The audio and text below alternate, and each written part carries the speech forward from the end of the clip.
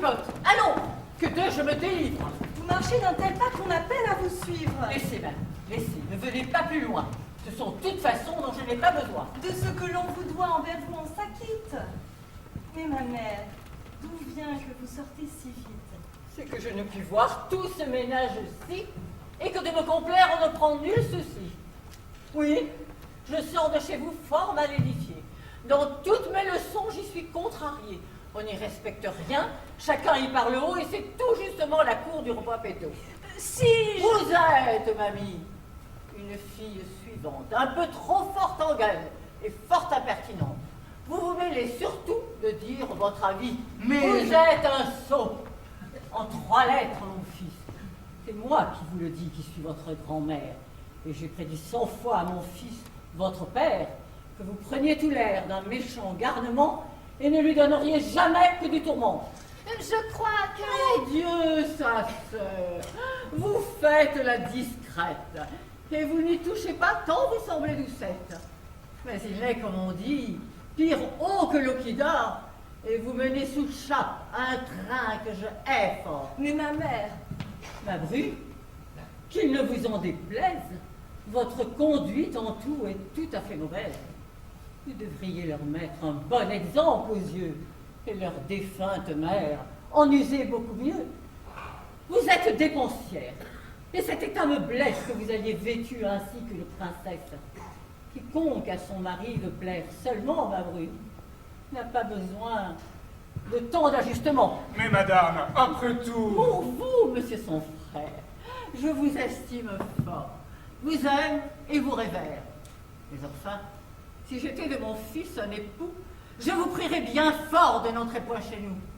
Sans cesse, vous prêchez des maximes de vivre qui par d'honnêtes gens ne se doivent au point suivre. Je vous parle un peu franc, mais c'est là mon humeur, et je ne mâche point ce que j'ai sur le cœur. Votre monsieur Tartuffe est bien heureux, sans doute. C'est un homme de bien qu'il faut que l'on écoute. Et je ne puis souffrir sans me mettre en courroux de le voir querellé par un fou comme vous. Quoi? Je souffrirai, moi, qu'un cagot de critique vienne usurper ses noms un pouvoir tyrannique, et que nous ne puissions en rien nous divertir? Si ce beau monsieur-là n'y daigne consentir? S'il faut écouter et croire à ces maximes, on ne peut faire rien qu'on ne fasse des crimes. Car il contrôle tout, ce critique zélé. Et tout ce qu'il contrôle est fort bien contrôlé. C'est au chemin du ciel qu'il prétend vous conduire. Et mon fils à l'aimer, vous devrez tous induire. Non. Voyez-vous, ma mère, il n'est père ni rien qui me puisse obliger à lui vouloir du bien. Je trahirai mon cœur d'agir d'autre sorte. Sur ces façons de faire, à tout coup je m'emporte. J'en prévois une suite. Et qu'avec ce pied plat, il faudra que j'en vienne à quelque grand éclat. Certes, c'est une chose aussi qui scandalise de voir qu'un inconnu séant s'impatronise. Qu'un d'eux qui, quand il vint, n'avait pas de souliers dont l'habit entier valait bien 6 deniers, en vienne jusque-là que de se méconnaître, de contrarier tout et de faire le maître. Et merci de ma vie. Il en irait bien mieux si tout ce que vous perdez par ces ordres pieux. Il passe pour un saint dans votre fantaisie. Tout son fait, croyez-moi, n'est rien qu'hypocrisie. Voyez la langue. À lui non plus qu'à son Laurent, je ne me fierai moi que sur un bon garant. J'ignore ce qu'au fond le serviteur peut être, mais pour homme de bien, je garantis le maître. Vous ne lui voulez mal et ne le rebutez qu'à cause qu'il vous dit à tous de vérité. C'est contre le péché que son cœur se courrouce, et l'intérêt du ciel est tout ce qui le pousse. Oui, mais pourquoi, surtout depuis un certain temps, ne saurait-il souffrir qu'aucun hante séant? En quoi blesse le ciel une visite honnête pour en faire un vacarme, à nous rompre la tête? Veut-on que là-dessus je m'explique entre nous? Je crois que de madame, il est ma foi jaloux. Taisez-vous et songez aux choses que vous dites. Ce n'est pas lui tout seul qui blâme ses visites. Tout ce tracas qui suit les gens que vous hantez. Ces carences sans cesse à la porte plantée. Et de temps de laquelle le bruyant assemblage font un éclat fâcheux dans tout le voisinage.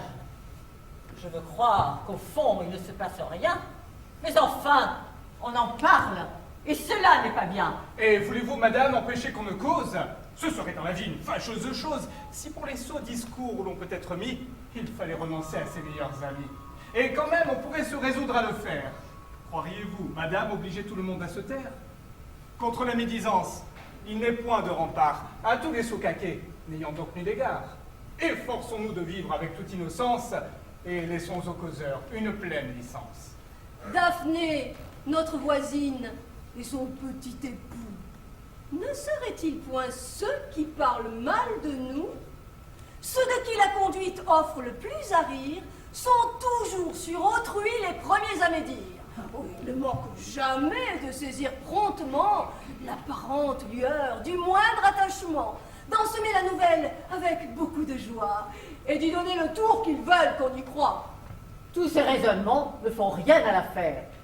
On sait qu'Orante mène une vie exemplaire. Tous ses soins vont au ciel. Et j'ai su par des gens qu'elle condamne fort le train qui vient séant. L'exemple est admirable. Et cette dame est bonne. Il est vrai qu'elle vit en austère personne. Mais l'âge dans son âme a mis ce zèle ardent. Et l'on sait qu'elle est prude à son corps défendant. Tant qu'elle n'a plus des cœurs à tirer les hommages, elle a fort bien joui de tous ses avantages. Mais voyant de ses yeux tous les brillants baissés, au monde qui la quitte, elle veut renoncer. Ce sont là les retours des coquettes du temps. Il leur est dur de voir déserter les galants. Dans un tel abandon, leur sombre inquiétude ne voit d'autre recours que le métier de prude. Et la sévérité de ces femmes de bien censure toutes choses et ne pardonne à rien. Hautement d'un chacun, elle blâme la vie, non point par charité, mais par un trait d'envie qui ne saurait souffrir qu'une autre ait les plaisirs dont le penchant de l'âge a sevré leurs désirs. Voilà les contes bleus qu'il vous faut pour vous plaire. Ma bru, n'en laissez-vous contrainte de se taire, car Madame Ajazet tient le nez tout le jour. Mais enfin, je prétends discourir à mon tour. Je vous dis que mon fils n'a rien fait de plus sage qu'en recueillant chez soi ce dévot personnage, que le ciel au besoin l'a fait envoyer pour redresser à tous votre esprit fourvoyé. Que pour votre salut vous le devez entendre, et qu'il ne reprend rien qui ne soit à reprendre. Ces visites, ces balles, ces conversations sont du malin esprit toutes inventions. Là, jamais on n'entend de pieuses paroles, ce sont propos oisifs, chansons et fariboles. Bien souvent le prochain en a sa bonne part, et l'on y sait médire et du tiers et du quart. Enfin, les gens sensés ont leur tête troublée de la confusion de telles assemblées. 1000 caques divers s'y font en moins de rien. Et comme l'autre jour un docteur dit fort bien, c'est véritablement la tour de Babylone, car chacun est babille et tout du long de l'aune. Et pour conter l'histoire où ce point l'engagea, voilà-t-il pas monsieur qui ricane déjà? Allez, cherchez vos fous qui vous donnent à rire et sans... Adieu, ma bru. Je ne veux plus rien dire. Sachez que pour ces anges en bravade de moitié, et qu'il fera beau temps quand j'y mettrai le pied. Allons, vous! Vous rêvez ébailler ce corneille? Jour de Dieu, je saurai vous frotter les oreilles. Marchons, Bob! Marchons!